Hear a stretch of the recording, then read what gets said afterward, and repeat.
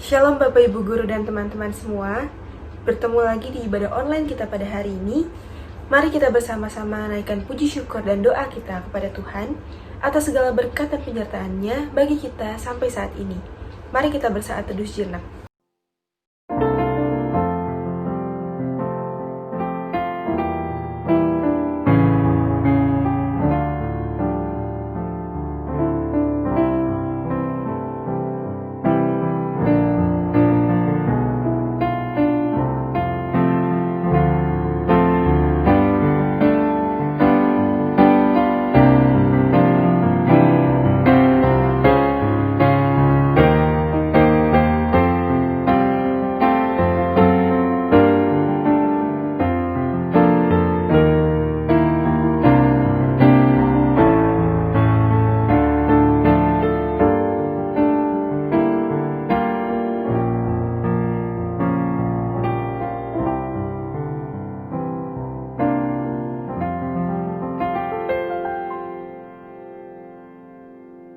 Bapak Ibu Guru dan teman-teman, mari kita berterima kasih kepada Tuhan, kita memuji dan bersyukur kepada-Nya atas segala anugerah-Nya bagi kita sampai hari ini.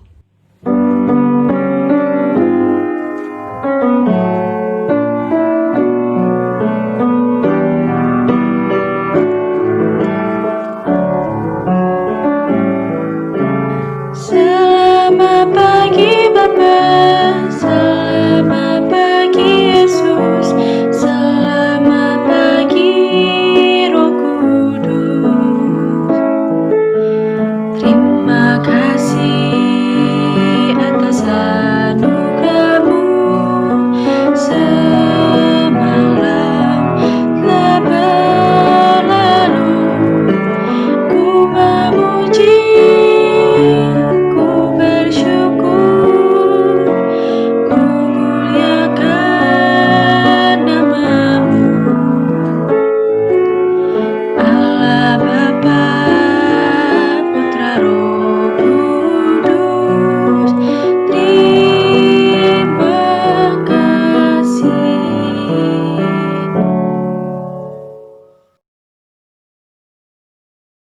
Mari kita bersatu dalam doa. Bapa yang baik, kami bersyukur dan berterima kasih kepadamu karena Kau Tuhan yang selalu menjaga kami, memelihara kami, dan kami percaya tangan Tuhan yang kudus yang selalu menjaga kami, menyertai kami, dimanapun kami berada. Kalau sebentar kami akan memulai ibadah pada hari ini, kiranya Engkau yang menyertai ibadah kami dari awal hingga akhir, agar ibadah ini dapat menjadi berkat bagi setiap kita yang mendengarnya. Terima kasih ya Bapa, hanya di dalam nama-Mu kami berdoa. Amin. Bapak, Ibu Guru dan teman-teman, sebentar kita akan mendengarkan firman Tuhan. Mari saya ajak kita semua untuk menyiapkan hati dan pikiran kita, karena kita percaya bahwa firman Tuhanlah penolong hidup kita, dan firman-Nya tidak akan pernah berubah dari dulu, sekarang, dan sampai selama-lamanya.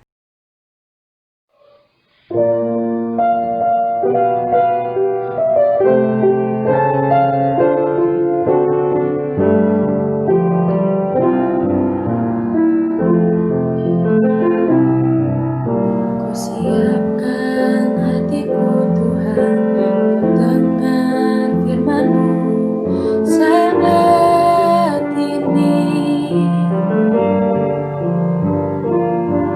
Ku sujud menyembah-Mu Tuhan, masuk hadirat-Mu saat ini. Curahkan urapan-Mu Tuhan bagi jemaat-Mu saat ini.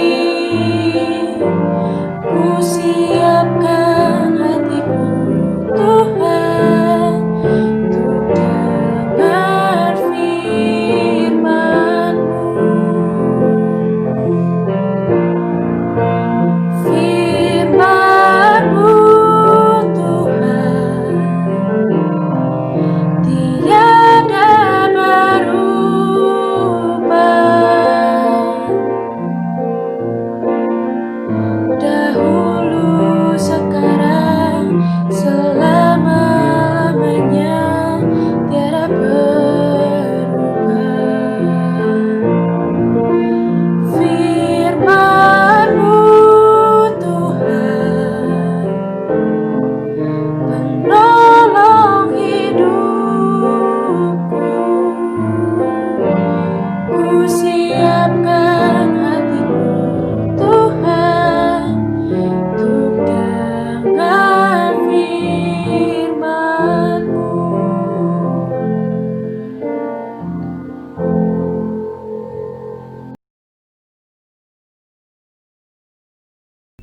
Selamat siang teman-teman, kita akan bersama-sama membaca dan merenungkan firman Tuhan.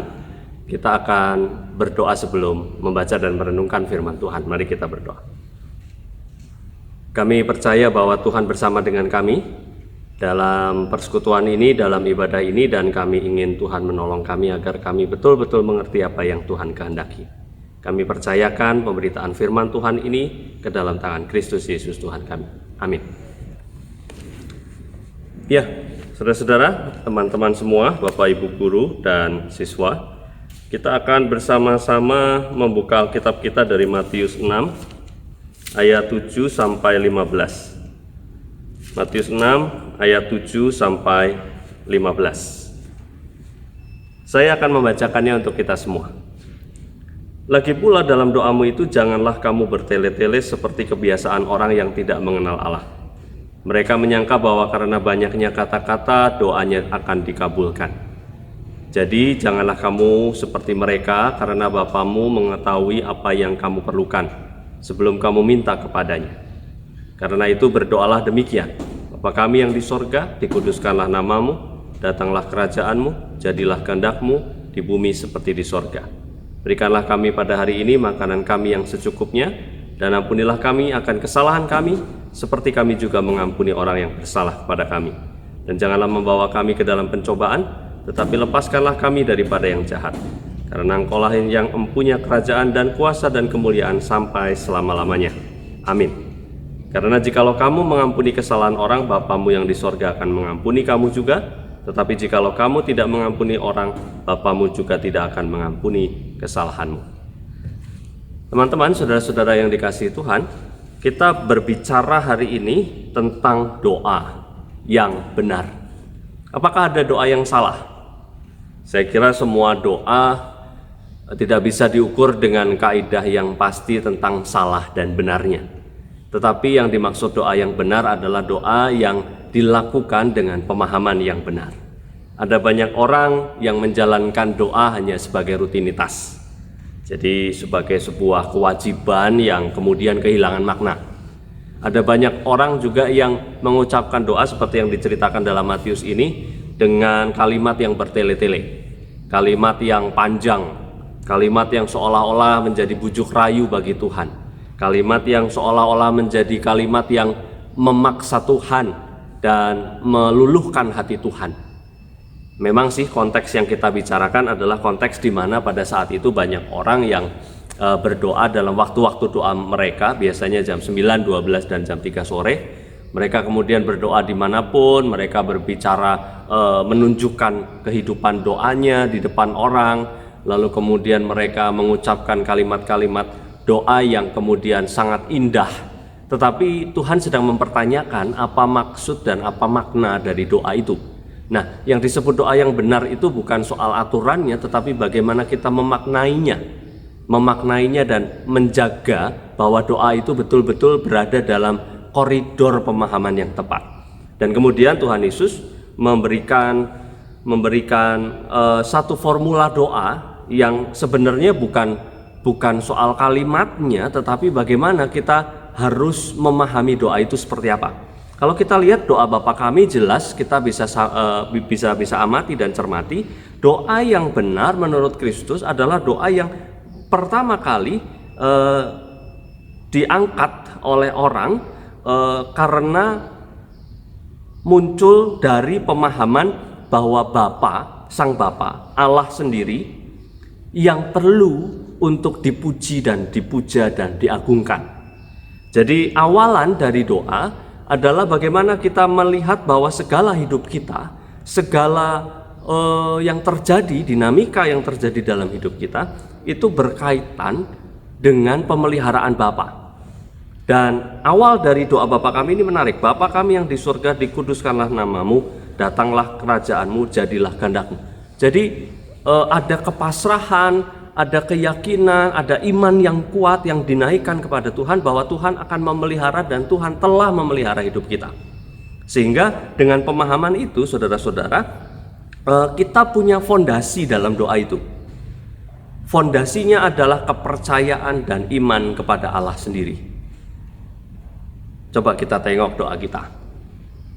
Doa kita terkadang penuh dengan permintaan dan sangat jarang untuk memuji dan bersyukur mengagungkan nama Tuhan. Kalaupun bersyukur sepertinya ya itu dilakukan sesekali, dan beberapa orang yang saya temui dalam sharing kelompok di beberapa tahun yang lalu mengatakan bahwa doa saya seringkali tidak berisi dengan sebuah pengakuan bahwa hidup ini adalah berasal dari Tuhan, bahwa aku harus bersyukur, bahwa aku dipelihara Tuhan. Yang ada cuma permintaan. Nah, ini bagian yang pertama. Doa yang benar adalah doa yang dinaikkan karena iman kepada Tuhan, karena kepercayaan kepada Tuhan, karena yakin pada pemeliharaan tangan Tuhan. Nah, lalu bagian yang kedua, teman-teman, adalah soal permohonan. Nah, kok di sini memohon kalau udah percaya sama Tuhan? Tidak salah. Memohon tidak salah. Tetapi memohon untuk apa? Memohon karena apa? Memohon dalam dasar apa? Itu penting. Memohon yang disampaikan oleh Tuhan Yesus adalah di sini di ayat yang ke-11, berikanlah kami pada hari ini makanan kami yang secukupnya. Artinya meminta kepada Tuhan kebutuhan-kebutuhan pokok terlebih dahulu. Kebutuhan-kebutuhan yang secukupnya, yang tidak berlebihan. Kadang-kadang doa yang kita naikkan itu berisi dengan beragam permintaan, yang kadang-kadang bukan soal kebutuhan, tetapi keinginan. Kebutuhan-kebutuhan yang sekunder, tersier, atau mungkin yang ke-10, ke-11, ke-12. Kita meminta sesuatu yang kadang-kadang hanya sebagai fashion dalam hidup kita. Tuhan, aku mau minta mobil, minta sepeda motor dan segala macam, itu kadang-kadang fashion di dalam hidup kita. Tapi Tuhan mengajak kita untuk melihat hal yang paling mendasar dahulu permintaan kita, yaitu cukupkanlah kami, cukup, bukan melimpah. Kadang-kadang ada orang yang berdoa, Tuhan berkati aku 7 turunan. Tapi di sini kita bisa melihat doa yang benar yang kedua selain tadi atas dasar kepercayaan iman, karena kita beriman pada Tuhan, karena kita percaya pada pemeliharaan Tuhan, maka doa kita juga penuh dengan kepercayaan akan pemeliharaan itu. Terwujudnya dalam hal apa? Yang kedua tadi, yaitu dalam hal meminta secukupnya, yang terbaik menurut kehendak Tuhan. Jadi doa yang benar adalah doa yang dijauhkan dari greedy, kerakusan, ketamakan. Doa yang tidak mendatangkan sesuatu yang berlebihan bagi diri sendiri. Cukuplah Tuhan. Dan di situ juga nampak doa yang benar di bagian yang kedua ini, berikanlah kami secukupnya, adalah orang-orang yang grateful. Doa yang didasarkan atas sesuatu yang penuh dengan terima kasih. Meskipun aku punya cukup, tapi aku sangat bersyukur, dan itu sudah lebih dari cukup Tuhan. Engkau memberikan kecukupan pada kami, itu sudah lebih daripada cukup. Nah, ini soal pemahaman yang kedua. Yang pertama tadi soal bagaimana kita berdoa dalam keyakinan pemeliharaan Tuhan. Yang kedua adalah kita berdoa dalam kaitan dengan menjauhkan diri dari keinginan-keinginan, ketamakan, lalu kemudian greedy, kerakusan, dan sebagainya. Meminta pemeliharaan pada hal-hal yang utama dalam hidup kita. Lalu kemudian yang ketiga, ampunilah kami akan kesalahan kami seperti kami juga mengampuni orang yang bersalah kepada kami. Dan doa yang benar adalah doa yang berkaitan juga dengan relasi dengan sesama, bukan hanya aku. Kadang-kadang kita jumpai seperti yang saya sampaikan tadi dalam diskusi kelompok di sebuah kelompok kecil beberapa tahun yang lalu, dalam kaitan dengan doa, kami juga bersharing, kadang-kadang doaku, doamu itu berkaitan dengan keinginan-keinginan ego kita, egois.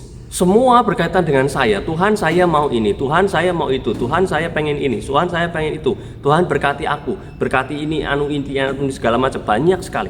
Tapi kadang-kadang kita lupa untuk berdoa bagi sesama kita. Bahkan berdoa bagi sesuatu yang equal, yang sama, yang setara, yang adil. Ini kan doa yang adil sebenarnya. Tuhan, aku minta diampuni karena aku juga akan berusaha mengampuni orang yang bersalah kepada kami. Sehingga ada dua sisi yang terpenuhi di sana. Bukan hanya bagi kebaikanku, tetapi juga bagi kebaikan orang lain. Apakah saudara-saudara dalam doa acap kali itu saudara-saudara menyebut nama orang lain? Nah, bahayanya doa-doa yang kemudian dinaikkan untuk menghukum orang lain.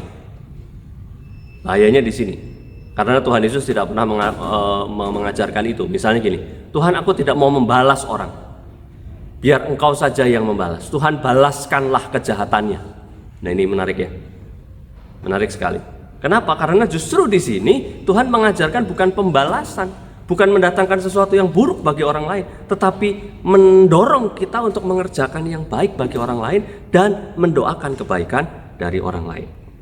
Lalu yang ke-13, janganlah membawa kami ke dalam pencobaan, tetapi lepaskanlah kami daripada yang jahat, meminta perlindungan dari Tuhan. Yang keempat, apapun yang terjadi dalam hidup kita, suka duka, sulit senang, susah senang, kita minta perlindungan Tuhan. Kita minta pertolongan Tuhan. Karena apa? Kembali ke yang pertama tadi, yakin akan pemeliharaan Tuhan. Dan ditutup kembali dengan statement yang sama doa Bapa kami ini, yaitu keyakinan pada Tuhan yang memiliki segala sesuatunya yang membuatku tidak khawatir. Jadi poin yang kelima mirip dengan yang pertama, tetapi ditambahkan karena Tuhan punya segala sesuatunya, karena Tuhan memiliki kerajaan, memiliki kuasa sampai selama-lamanya, kemuliaan juga, maka Tuhan akan memberikan yang terbaik buat kita.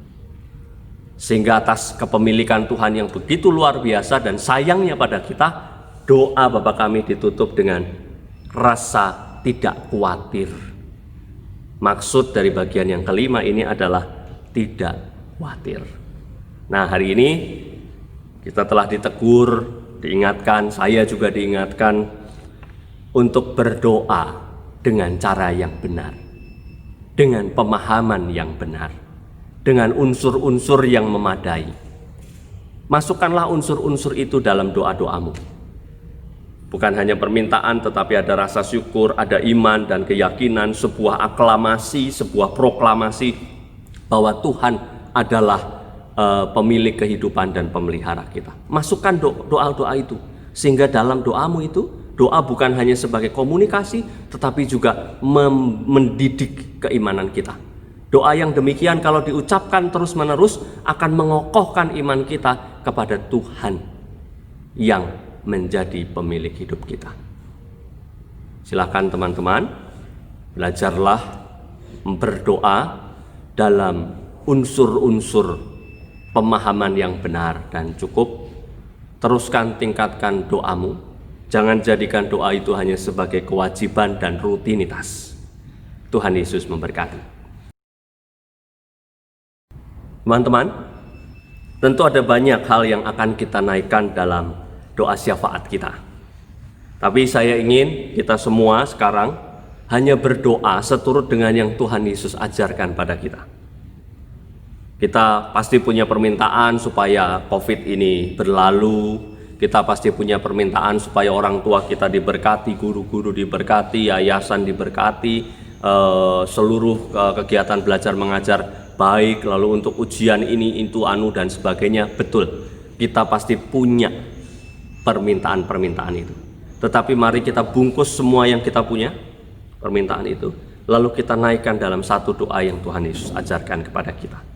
Kita doa bersama, saudara-saudara silahkan mengucapkannya bersama-sama dengan saya. Mari kita naikkan doa syafaat dengan doa Bapa kami. Bapa kami yang di sorga, dikuduskanlah namamu. Datanglah kerajaanmu, jadilah kehendakmu di bumi seperti di sorga. Berikanlah kami pada hari ini makanan kami yang secukupnya, dan ampunilah kami akan kesalahan kami, seperti kami juga mengampuni orang yang bersalah kepada kami. Dan janganlah membawa kami ke dalam pencobaan, tetapi lepaskanlah kami daripada yang jahat. Karena Engkaulah yang mempunyai kerajaan dan kuasa dan kemuliaan sampai selama-lamanya. Amin. Terima kasih kepada Pendeta Boni Andreas dari GKI Pondok Indah atas firman yang telah disampaikan pada hari ini. Kiranya pelayanan Bapak dapat dipakai Tuhan lebih lagi, dan biarlah firman pada hari ini dapat menjadi rema bagi kita semua, dan dapat kita terapkan dalam kehidupan kita hari lepas hari. Untuk merespon firman pada hari ini, mari kita angkat satu pujian dari NKB 126, Tuhan memanggilmu.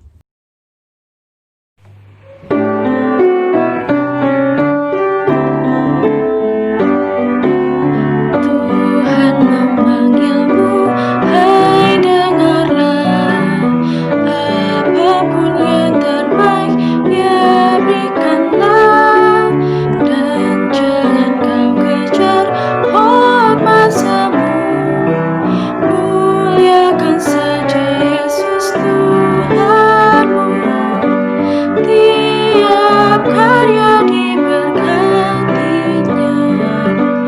Namun yang terbaik dimintanya, walaupun tak besar talentamu, beri yang terbaik kepada Tuhanmu.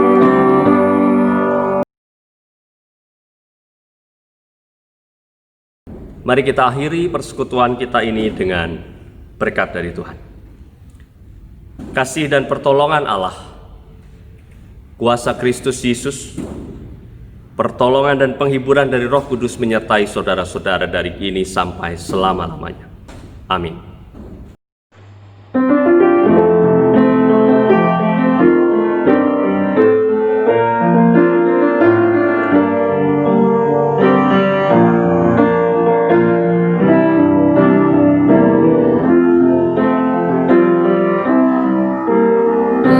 Bapa, terima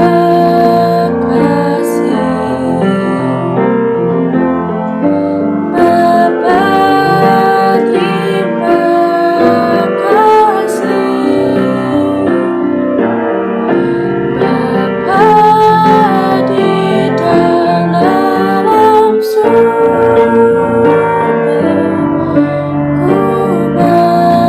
ku berterima kasih. Amin. Ibadah kita pada hari ini telah selesai. Terima kasih kepada setiap pelayan Tuhan yang telah melayani dan mempersiapkan ibadah ini dengan baik. Terima kasih juga kepada Bapak, Ibu Guru, dan teman-teman semua yang telah mengikuti ibadah ini dari awal hingga akhir. Kiranya ibadah ini dapat menjadi berkat bagi setiap kita yang mendengarnya. Selamat menjalani kegiatan belajar mengajar. Tuhan Yesus memberkati.